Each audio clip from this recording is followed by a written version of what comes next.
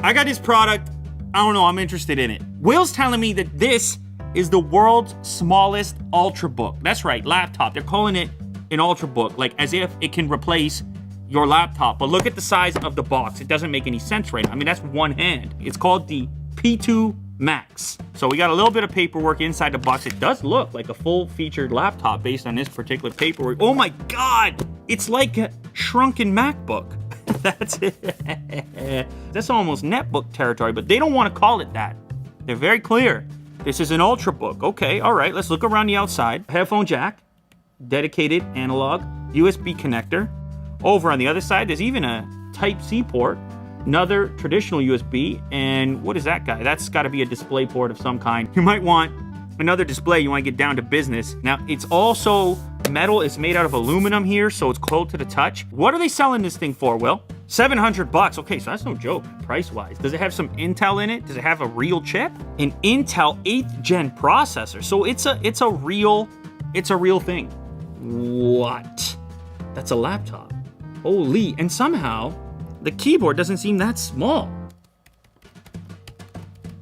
Ooh, quick brown box. The quick, ooh, for something this tiny, it beats typing on a tablet. It beats typing on a smartphone, that's for sure. Now the trackpad is minuscule. A Canadian toonie. You've never seen this before in most parts of the world. It's a coin, and you can tell the trackpad is roughly the height of that coin. The directional buttons here are kind of tiny, but then again, they're also tiny on a lot of other laptops that are nowhere near this tiny. Front-facing camera, webcam, down here, so it's gonna get the up-the-nose shot. For something with this form factor, it's impressive they packed it in there.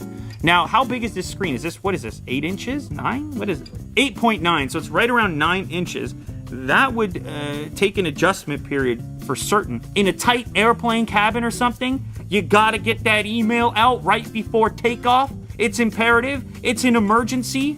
Your corporate America depends on it. You can pop that baby out. No one even notices. You got the tray table. You may be able to pull this out in circumstances where a bigger laptop would just not be suitable. The only thing in here is a Type-C cable and a power brick. Now, granted, the power brick itself is about the size of a smartphone power brick.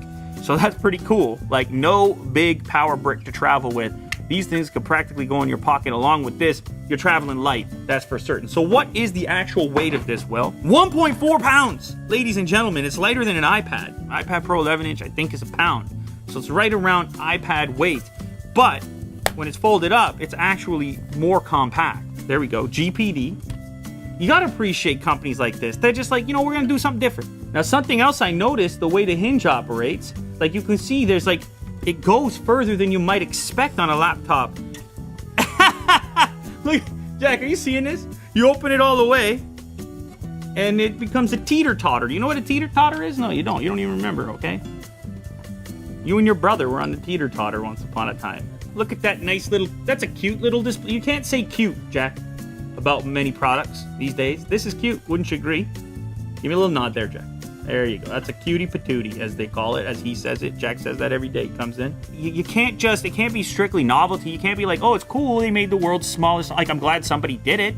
Same time, I'm sitting here thinking, like, imagine being trapped on this every day. Imagine this was your everyday life. Honey, I Shrunk the Kids. Jack. It's a tablet with a keyboard, Jack says. I don't know why you'd listen to him, but that's what he says. Now, I will say, I'm hearing the fan kick up a little bit. A little, you can hear it for yourself. One of the drawbacks, of course, about a tiny little form factor, you're gonna have some heat, especially you're talking about Intel 8th generation. This little button up here on the top, I'll show Jack, right there, is a fingerprint scanner. Actually a pretty nice one, so I registered the fingerprint. Let's go ahead and test it out. Look at that, it's fast. This is also a touchscreen.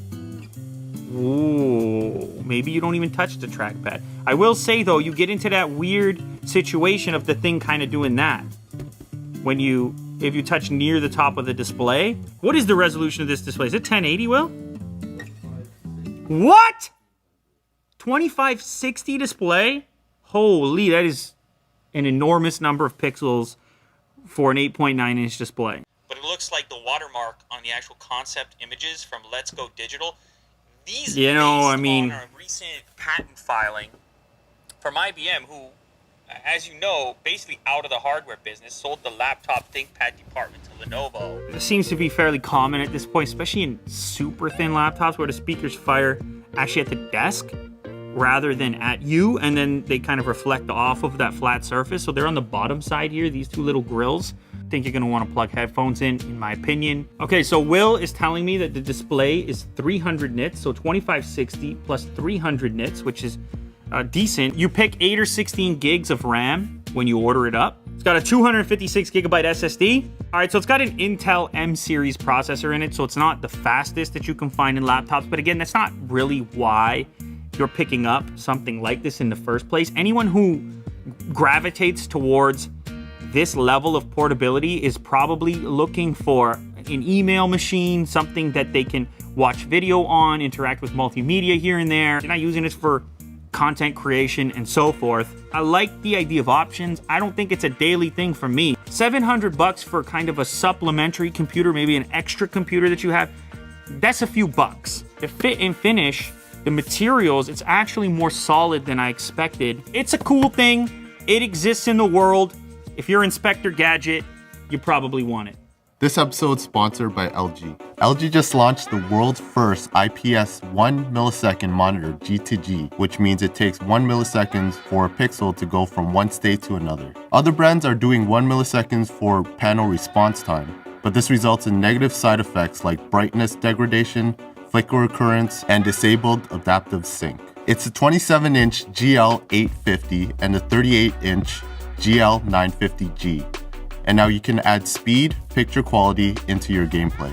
There's also a social media event going on where you can have a chance to win the LG gaming monitor as a prize. Visit lgultragear.com for details. Okay, so the one that I'm using here is the 38-inch curved ultra-wide QHD Plus monitor. It has a resolution of 3840 by 1600 and it's a nano IPS display. It also has NVIDIA G-Sync and 144Hz refresh rate. Now it also includes RGB Sphere Lighting 2.0. Thanks again to LG for sponsoring this video. If you want more details, check the links down below.